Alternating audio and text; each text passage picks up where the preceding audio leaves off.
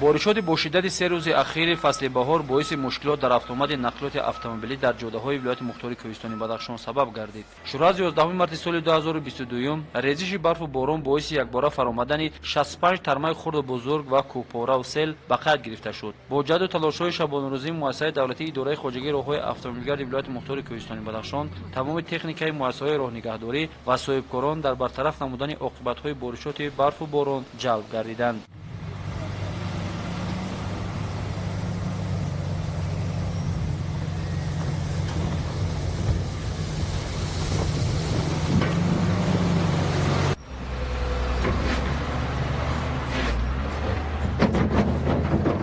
با اقرار راهسازان طی سالهای صاحب استقلالی جمهوری تاجیکستان و نگاهدارندگان جاده‌های ولایت تکنیک و مکانیزم‌های حاضرزمان راهسازی توفیق شد که کار کارمندان مؤسسه‌های دولتی نگهداری راه‌های اتومبیلگرد شهر و ناحیه‌های ولایت را به مراتب سبک کرد. همین است که نیمه دوم روز 13 مارس رئیس ولایت مختار کوهستانی بدخشان میرزاآباد علیشیر خدایبردی از قسمت راه زیر قواله ترمه‌ها قرار داشته وادی غوند ناحیه شغنان بازدید انجام داد. عیان گردید که هر یک ترمه در این قسمت راه با مسافت 600-800 متر درازی و بیش از 6-8 متر بلندی فرآمده راه ماشینگر را بسته به حرکت اتومبیل‌های بارکش و مسافربر مشکلات را در راه سطح بین‌المللی پیش آورده است. رئیس ولایت مختار کوهستانی بدخشان میرزاآباد علیشیر خدایبردی برای جانبازی‌های راهسازان که با بارشات بیس باران نگاه نکرده با تازه کردن ترمه‌ها در دامنه کوه‌های سربلند وادی مشغول کار میباشند سپاس مقامات اجرایی حکومت دولتی ولایت مختار کوهستانی بدخشان را بیان داشتند. از راهسازان تنها احتیاطکاری و در صورت باریدن باران خودداری نمودن از تازه کردن را طلب شده نگذارند که به حیات خود و تکنیک خطر ایجاد نمایند. رهبریت مؤسسه دولتی اداره خواجگی راه‌های اتومبیلگرد ولایت مختار کوهستانی بدخشان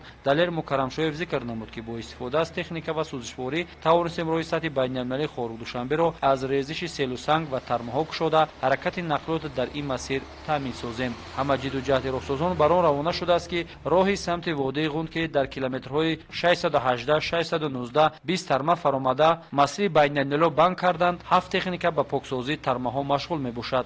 در اثر بارشات زیاد در موضوع 618 619 کیلومترهای 622 23 632 653 656 661 671 672 691 692 693 ترمه‌ها فرو آمدند.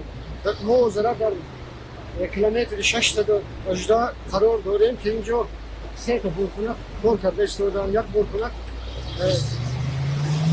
کیلومتر 5 بارکنک دیگر بارکنک بود دولتیش تشکیل شهر فروغ و بارکنک مؤسسه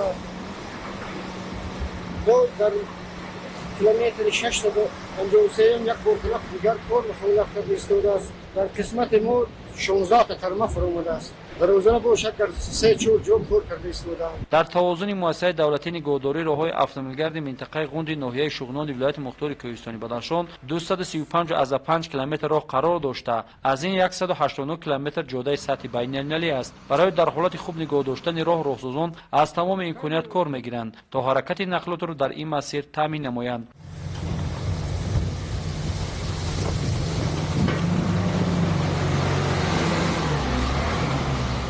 از رانندگان نقلات بارکش و مسافربر احترامانه خواهش کرده می شود که هنگام حرکت احتیاطکار بوده با فرآمدن ترمه و کوهپاره اتومبیل‌های بارکش را در جایهای بی خطر نگاه دارند و در صورت باز شدن راه به حرکت خود ادامه بخشند، زیرا باریدن باران در وادی‌ها و در بلندکوه‌ها برف به مشاهده می رسد که هر لحظه به لغزیدن ترمه در راه‌های کوهی از احتمال دور نبوده به حیات خود و نقلات‌های گران حجم بارکش خطر ایجاد نسازند.